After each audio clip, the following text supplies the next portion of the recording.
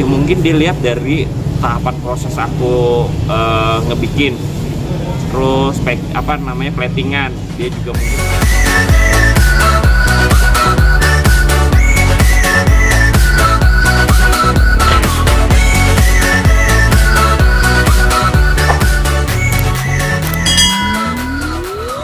sebenarnya sih saya ngerasa beruntung aja sih udah dibantu sama Raffi.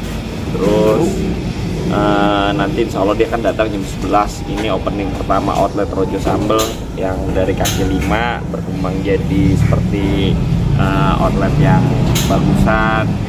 Doain aja supaya ini berjalan lancar depannya, terus bisa bertahan lama, nggak hanya 1-2 tahun, bisa seterusnya. Terus awalnya saya bisa diinvest sama Raffi Ahmad itu, waktu itu saya masih dagang kaki 5 di pinggir jalan, tendaan Kalibata.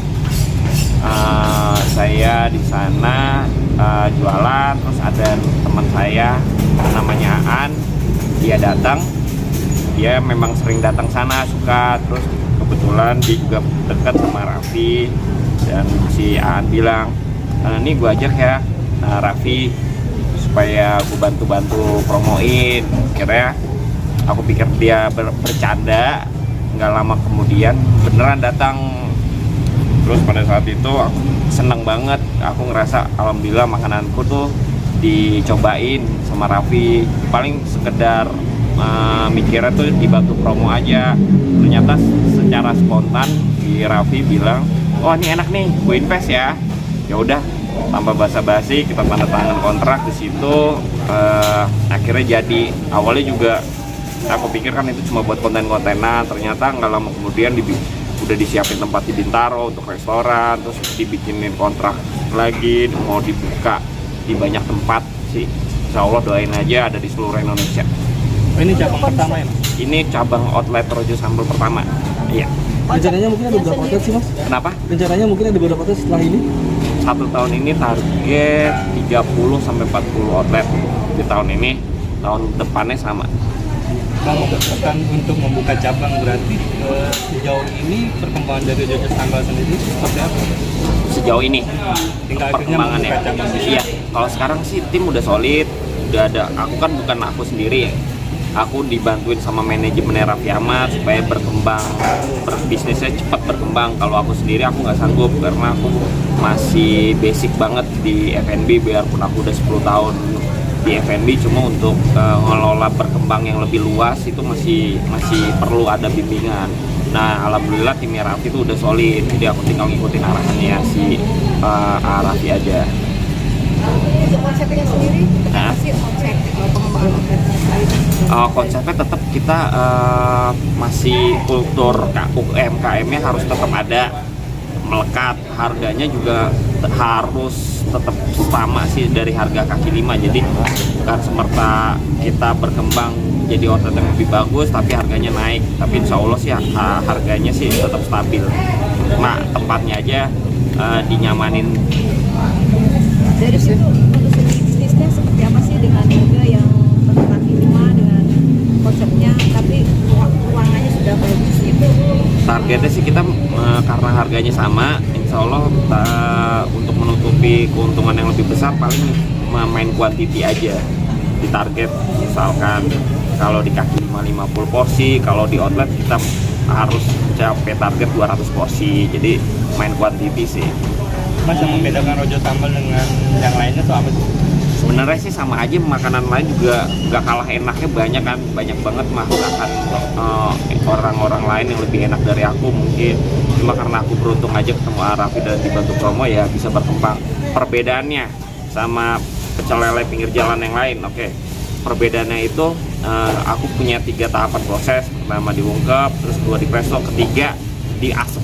Jadi setelah diasap si customer mau milih mau digoreng, mau dibakar, atau udah diasap aja. Jadi sebenarnya basicnya 3 proses.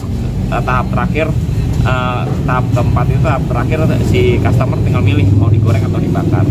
Itu yang bikin perbedaannya sih. Ini perjuangan berapa lama sih? Ini aku awal pandemi. Jadi sebelumnya aku kan udah F&B memang udah lama. Pertama tuh 10 tahun yang lalu Mexican food, terus ganti ke sushi, terus akhirnya pas pandemi aku tutup. Aku bingung mau ngapain, aku belajar jualan kaki lima, digusur 3 kali pun pernah, akhirnya dapat tempat di Kalibata, dan beruntung aku ketemu Raffi. Kita beda-beda, kita nggak bisa patokin, itu pun aku belum tahu nilai investasi fixnya, karena yang tadi aku bilang timnya manajemen perhitungan investasi itu bukan aku, ada lagi timnya Raffi, karena setiap tempat kan pasti beda-beda, sewa lahannya berapa, terus luas lahannya berapa, jadi nggak bisa dipastiin harus habis berapa sih. Kalau gitu, Gimana Mas?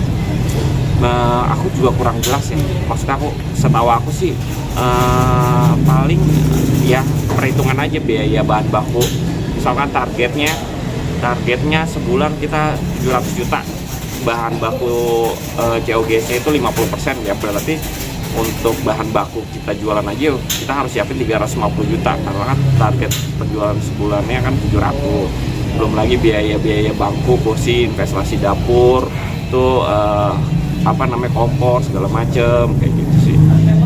Ya kurang lebih ya mungkin 200 kali ya, kurang lebih, aku nggak tahu biaya fixnya sih. Nah biasanya kan menu favoritnya itu adalah bebek bakar, dia suka banget itu, paling dia makannya itu sih. Tuh, untuk sementara menunya masih yang sama di kaki lima, tapi tidak menutup kemungkinan di minggu depan akan ada menu-menu barunya lagi. Bang, apa sih yang membuat Raffi akhirnya mau berinvest di sini gitu kan? Tadi kan nanya alasannya kenapa gitu, mau lu berdua gitu. Ya mungkin dilihat dari tahapan proses aku ngebikin, terus platingan, dia juga mungkin ngeliat kok pecel lele ada drumnya unik, proses pengasapan, ada proses pengasapan, sedangkan di tempat lain nggak ada, terus rasanya juga kebetulan cocok di mulutnya Raffi ya, alhamdulillah sih. Ya, mungkin itu salah satunya yang jadi Raffi mau invest di Rojo Sambal. Bang, di outlet ini kan dalamnya tuh ada kayak museum mobil, ya, terus ada otomotif. Itu emang nyatu ya sama itu? Iya, itu memang udah existing dari sebelum ada Rojo Sambal, memang udah ada konsep seperti ini. Jadi sebenarnya di Rojo Sambal tinggal masukin brand aja dan penambahan interior yang biar cocok ke Rojo Sambal. Oke, kita dapur ada dari Central Kitchen. Bahan baku dasar untuk masak kita dibikin dari Central Kitchen, biar standarisasi rasa harus sama. Berarti antara kaki lima sama sini sama? Sama. Bahan bakunya dari Central Kitchen, dari satu dapur. Ya paling kalau dari aku ya, aku investasi jangka panjangnya aku harus jaga kualitas. Itu pertama. Penjualan omset tuh harus stabil. Paling itu terus ada terobosan menu-menu baru yang tadi aku bilang tidak menutup kemungkinan di minggu ke depan tuh ada menu-menu baru. Ada targetnya Mas di berapa bulan, berapa tahun? Target sih ya kita target normalnya 6 bulan, target lamanya itu 9 bulan, target tercepatnya 3-4 bulan. Tapi ini Mas optimis dengan adanya Raffi nanti? Insya Allah sih, bismillah.